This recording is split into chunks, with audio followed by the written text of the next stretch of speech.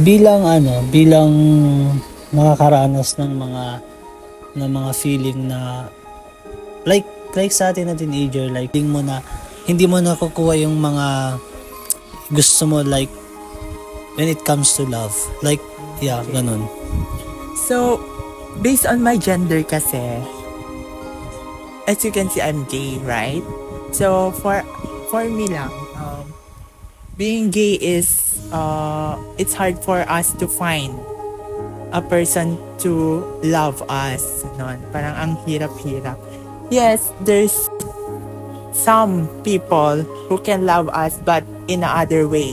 Parang not into relationship but in friendship, family, like that. Pero when relationship like boyfriends, like that, mahirap. Pero marami naman gays dyan na nakakahanap, pero mostly mga bisexual, di ba? Tapos makakahanap din sila ng jowa na bisexual din. Ano? Like, si Vice ganda nakahanap naman ng straight guy, di ba? Si Ayon. So, hindi naman, parang, si Vice ganda kasi is, may, look like a girl naman na siya, di ba? Parang, nagsusuot na long hair naman na siya, maganda naman siya, ganun. Pero pag dating kasi sa mga simple gays lang na hindi transition na naglo-long hair, for me it's hard. Lalo na pag sa looks. Dumadating ba, di ba may mga naisip tayo na biglaan na sana or what if sa buhay. Ikaw ba, naisip mo ba na magkakajowa rin ako or magkakaroon ako ng relationship na seryoso with a guy or straight guy? Meron, sana. Pero hindi sana, sana naging babae ako. Ganon. Kaya, di ba sabi ko sa'yo na nasa gender crisis ako ngayon na iniisip ko if I will transition into girl na magka-trans. Pero, yeah, parang andun ako sa point na yun talaga na iniisip ko kung magta-trans ba ako or hindi. Pero kung baka ma-disappoint ko yung parents ko kasi si mama ayaw niya akong nagko-cross-dress. Si papa hindi ko alam if tanggap niya na ako as a gay. Yun. Kaya parang I don't want to disappoint my family para lang sa ikakaligaya ko. Pero basta it's hard for me kasi lalo na mag-isa ko pang anak. At saka tawag dito, may mga bagay kasi tayo na desisyon or may mga desisyon tayo na ginagawa na sa tingin natin magiging successful yun, yung mga desisyon natin yun. Pero what if we decided sa isang desisyon na akala natin mangyayari ng magiging totoo, pero yung result kasi minsan may mga nagiging fail din. What if ganun yung magiging result ng parang gusto mong transformation sa sarili? So you mean, kunwari, nag-transition ako. Yeah. Then after that, I regret it na mag-transition. I think, napag-isipan ko naman siguro ng maayos bago ako mag-transition ng gano'n. Kasi, ako naman yung tao na pag-iisipan mo na, I know, I'm an impulsive person, pero sa pagdating sa gamit lang, sa pagbili ng gamit. Pero pag when it comes na sa sarili ko, parang pag-iisipan ko muna ng mabuti bago ko gawin. Like, pero ready ka ba sa mga possible na mangyayari? If halimbawa yung natupad mo yung transformation mo na maging mag-girl talaga or mag-trans woman, what if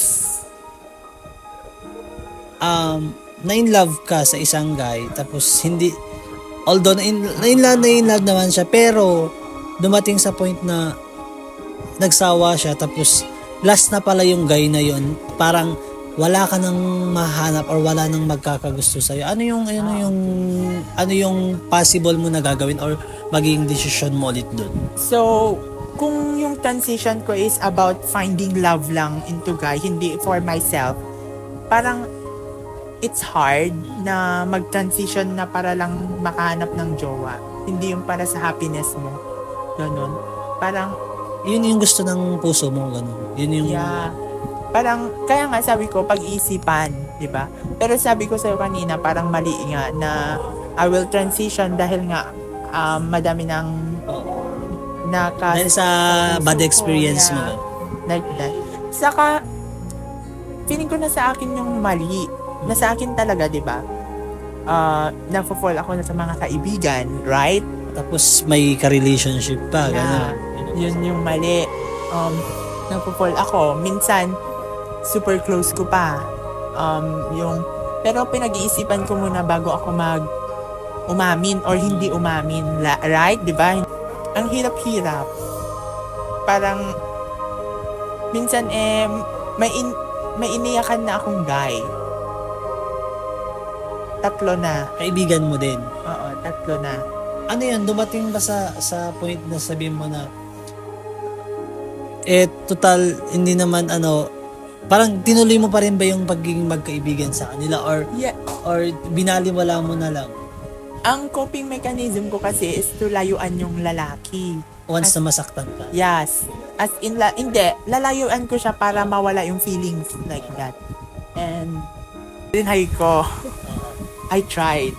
Kasi, yan, lumalayo. Kasi lumalapit naman. Ganon. Parang, kasi friend ko eh. Oo, tama. Diba? Tsaka ang pangit ng ganun, pero alam mo, sa akin na-experience ko yung ganun. Yung parang kaibigan ko siya dati, na-fall ako, pero lumayo yung loob ko. Pero, na-overcome ko naman yun. Pero hindi ko na siya kaibigan ngayon. Pero may mga kaibigan ako na na-fall ako, kaibigan ko pa rin ngayon. Pero may mga kaibigan din ako na na-fall ako and then niregret ko na sila. Hindi ko na pinapansin. Pero ikaw Ako ba? hindi. Parang lalayuan ko lang sila, then if that feelings na mawala, Nakakatulong. pag mawala na, wala na. Pero nakatulong ba sa'yo yun? Yes, nakakatulong talaga. In what way? Syempre hindi ko siya hindi ko siya maaalala, hindi ko siya makikita, ganyan. Hindi ko maririnig yung boses niya, ganon. Parang kailangan ko i-isolate yung sarili ko sa iba. Para pag naka-move on na ako is I'll go back sa dati kong lifestyle, ganon. Para yung feelings na yun nawala na. Ano naman yung mga bagay na like halimbawa, di ba sabi mo kanina nagkagusto ka sa mga tao na malapit sa'yo.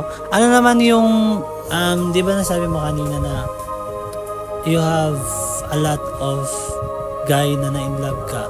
Ano yung mga efforts na pinakita mo sa mga guy na yon and then pinagsisisihan mo, like mga pinagsisisihan mo yung mga effort na ginawa mo sa mga guys na yon. Hindi ko naman pinagsisihan yung mga efforts na yon kasi willing naman akong gawin for them. Pero it's hard, parang ang hypocrite ko ganun. Kasi ginagawa ko yung trabaho na hindi naman para yung trabaho na ginagawa ko na hindi naman para sa akin. Pero hindi mo din masising sarili mo kasi may mga, di ba, ganito sa mga babae at lalaki, yung lalaki, gumagawa sila ng effort para makuha yung loob ng babae. Pero yung ginawa mo, hindi naman mali yun eh. Ikaw, gumawa ka din ng effort para makuha yung loob ng lalaki. Yung effort ko, hindi kasi yung effort na yung effort ko kasi ako na gumagawa ng schoolworks. Ay, ginawa mo yun? Oo. As in? Ako na yung gumawa ng schoolworks niya, ganyan. Like, Tapos? essays, ganon. As in, napunta ako sa part na yun na ako nang gumagawa ng mga activities, ganon. Tapos, nung naano ko yun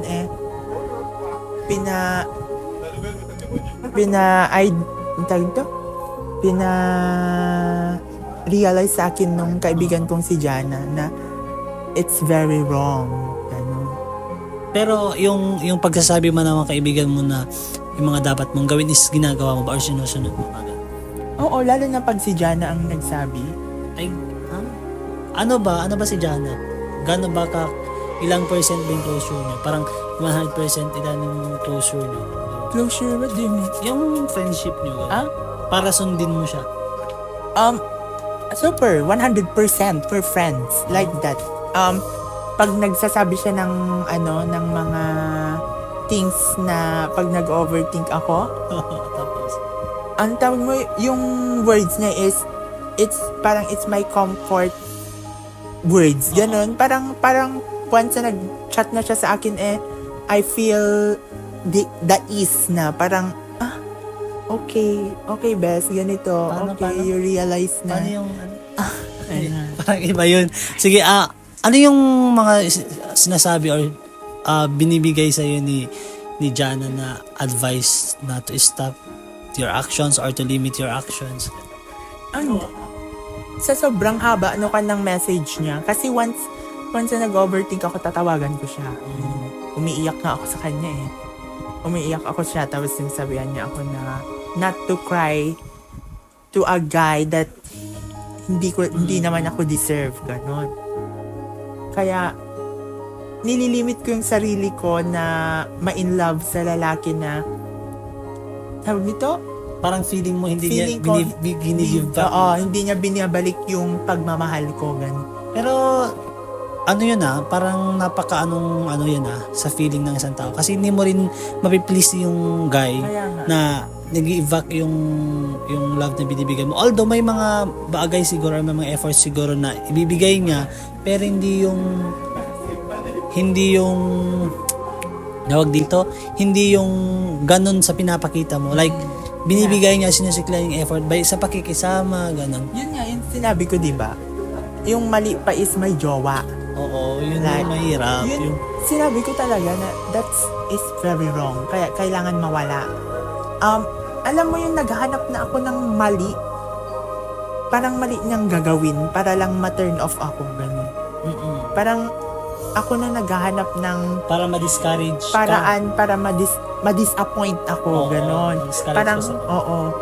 Ano yung masasabi mo sa mga kagaya mo na hindi ka naman nag-assume Ano yung masasabi mo or magiging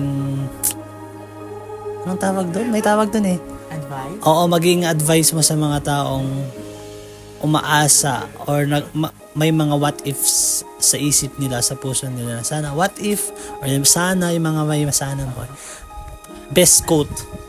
I think one advice that I want to give to people here is focus on yourself. If you really love that person, tapos it's hard for you to get the love that you want from him or her, I think it's better for you to let him or her go.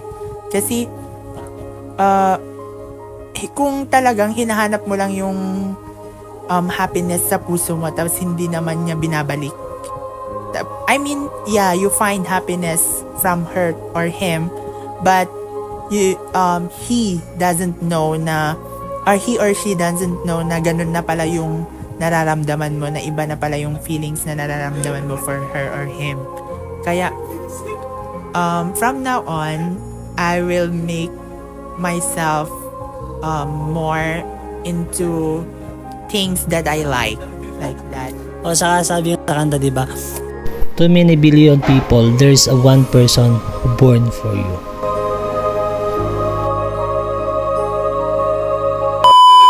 Ano naman yung tawag dito? Ano nag-video?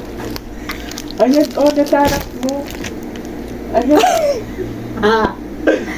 Hello! Wait lang. Parang once na nag-chat na siya sa akin I feel naghahanap. Oh, ads. Uy, heto ate. Ayun, yung masasabi mo sa mga